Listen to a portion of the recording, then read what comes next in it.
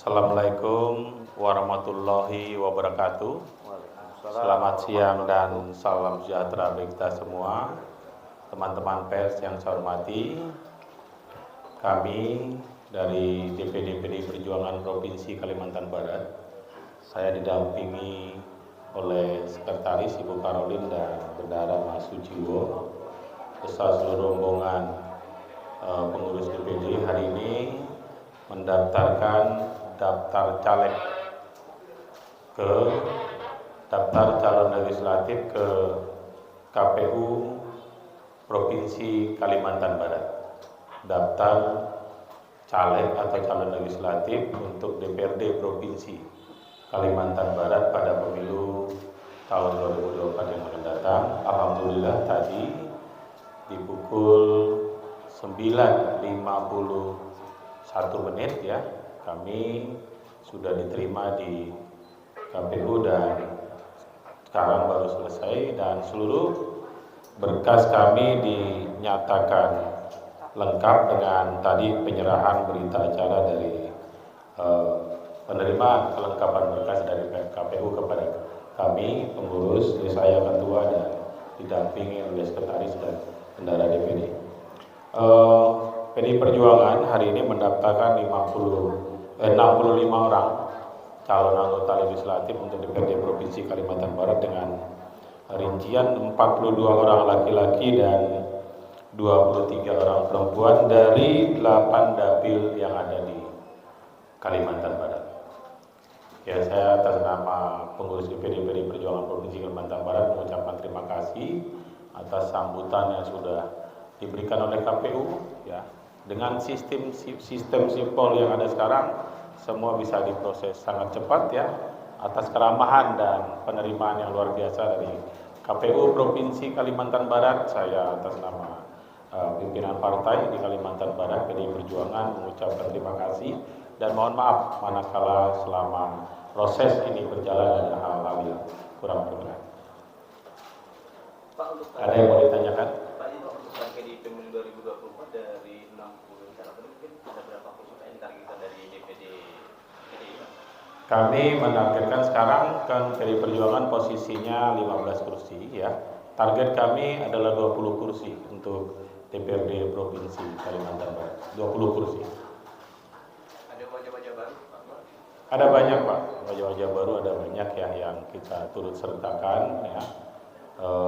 Tentu kami melihat latar belakang profesional, kemudian juga dari sisi demografi ya, demografi penduduk yang ada di masing-masing dapil ya.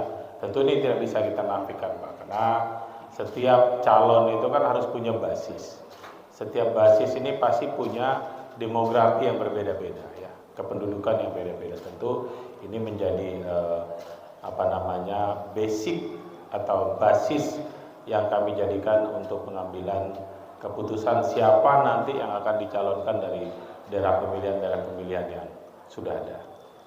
Untuk sistem pemilu nih Pak Ketua, apakah tidak masih jadi khawatir dari PDIP sendiri yang sampai hari ini belum dikeluarkan oleh MK? Oh iya, tentu kita PDI Perjuangan partai taat asas, Pak. Kita taat hukum. Apapun yang diputuskan oleh negara, sebagai warga negara kita mesti ikut. Ya, PDI Perjuangan mau sistem pemilu seperti apa saja, kita ikut, Pak. Kita manakala siap, manakala MK sudah memutuskan, Mahkamah Konstitusi sudah memutuskan sistem pemilu apa yang akan kita pakai di 2024 nanti, tentu kita akan ikuti. Karena semua sebagai warga negara seperti yang tadi saya sampaikan, PDI Perjuangan adalah sejarahnya dari Bu Mega selalu menyampaikan kepada kami, kita harus taat asas, kita harus tunduk kepada aturan main yang sudah disepakati bersama. Mau terbuka, mau tertutup, kita siap. Pak, untuk DPR RI di Kalimantan Barat sendiri ada berapa sih Pak yang sudah ada di DPW yang menuju DPR RI di kursi? Ya, sekarang kan untuk DPR RI PDI Perjuangan kan ada 4 kursi. Yang incumbent ada 2 di dapil 1 dan 2 di dapil 2 ya. Kami punya target bisa nambah 1 ya. Ada 5 kursi untuk pemilu tahun 2024 yang akan datang. insya Allah ya, kami tidak target, tidak muluk-muluk ya, dari 4 sekarang bisa 5 untuk bisa mewakili dan nanti bisa terpilih sebagai anggota DPR RI pada pemilu 2024 yang akan datang. Yang bakal diusung nanti Pak, siapa-siapa sih Pak dari Kalimantan Barat? Ya, ada banyak ya, Pak Cornelis misalnya di Dapil 1 incumbent ya, suara terbanyak ya dari Kalimantan Barat ini. Kemudian di Dapil 2 saya juga suara terbanyak di Dapil sana. Kemudian kami punya juga incumbent ada Bu Maria Lestari, ada Pak Krisantus ya di Dapil 2 sana. Kemudian ada wajah baru juga supporting kami dari namanya Pak Sukiryanto.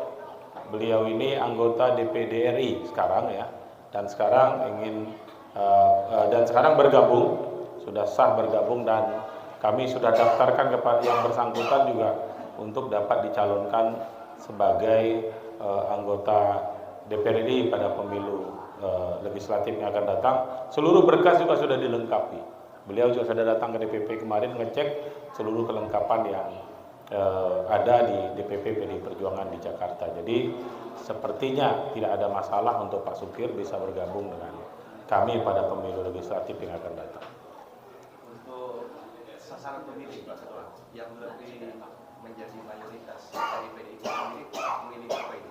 Ya, seperti kita pahami bersama Pak, Partai PDI Perjuangan ini kan partai nasionalis.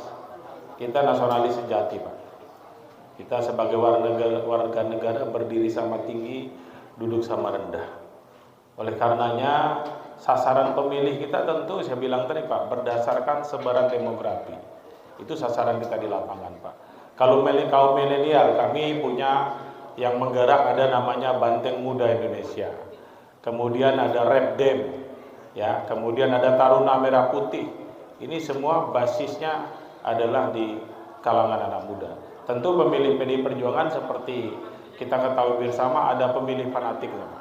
Di Kalimantan Barat ini pemilih fanatik PDI Perjuangan cukup besar. Ini dari pemilu ke pemilu data bisa kami lihat, dan mudah-mudahan ya di masa kepemimpinan saya, Bu Karolin dan Pak Sujiwo sebagai bendahara, Bu Karolin sebagai sekretaris, soliditas ini kami tunjukkan hari ini ya, kami hadir lengkap. Dan mudah-mudahan basis pemilih tradisionalnya PDI Perjuangan ya bisa menarik minat pemilih-pemilih lain bahwa PDI Perjuangan ini adalah rumah besar kita semua ya, rumah besar Indonesia Raya.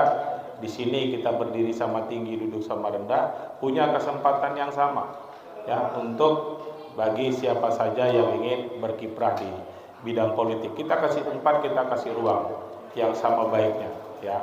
Anda berkualitas, di sini Anda punya kesempatan. Apakah ada beberapa dapil yang menjadi saingan terberat di PDIP?